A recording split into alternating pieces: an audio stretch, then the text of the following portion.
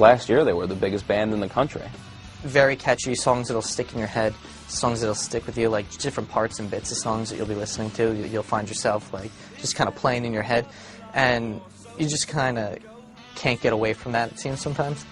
Trailblazing innovators and sonic alchemists, My Chemical Romance are one of the most compelling, intriguing, experimental and exciting guitar groups to have emerged in alternative rock this century. We're from New Jersey, we're the state of the misfits, you know, we're punk rock. I think the thing about My Chem is that I've always been aware of is, you know, what the black-clad kids in high school are listening to. You know, and at one time they were listening to, like, The Cure, Sisters of Mercy, and when I was in high school they were listening to, like, you know, like Metallica, and then after that it started to be like Nine Inch Nails and Manson, and now I really think it's My Chemical Romance and that sort of breed of gothic music.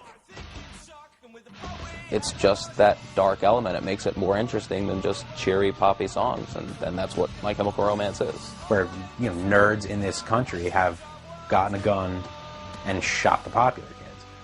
And since then, there's been a little bit more of an acceptance of the nerdier kids, and there's almost a tongue-in-cheek like, hey, the dark nerdy kid is going to kill us, and so everybody should be a little less cruel to him, maybe.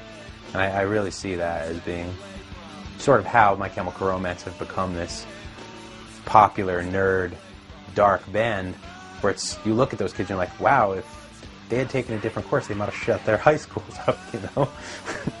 The group took their name from the Irvine Welsh novel, Ecstasy, 3 Tales of Chemical Romance. Their artistic impulse has produced some truly radical, life-affirming, haunting, potent and groundbreaking material.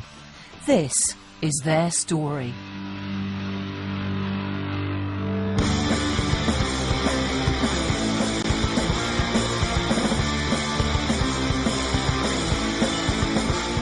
New Jersey, sometimes known as the Garden State, is often overshadowed by its neighbour, New York. As the largest chemical-producing state in America, it's surrounded by a gritty industrial landscape. This makes it a tough neighbourhood to grow up in. Just sort of the image New Jersey has in and of itself. It's got kind of this gritty image, this sort of, you take a drive through like southern Jersey, through Elizabeth, those kind of areas, you see all these factories and this industrial area. It's a pretty gritty place in certain areas, and a lot of these kids that come from Jersey do come from some of these more gritty areas. My town has an industrial section. It's got a sanitary landfill right next to where like the kids play soccer, and then there's also the prison. Jersey gets probably more shit than like any state in the union, you know, and so I think Jersey kids, Jersey bands feel like they really have something to prove. And there's a lot of history here to live up to musically. Artists like Bruce Springsteen setting the stages in like the 1970s, like, you know, songs about the streets and, you know, cars and girls and just living in a densely populated blue-collar area. And New Jersey, for the most part, for being so densely populated, is mostly blue-collar. New Jersey has a history of producing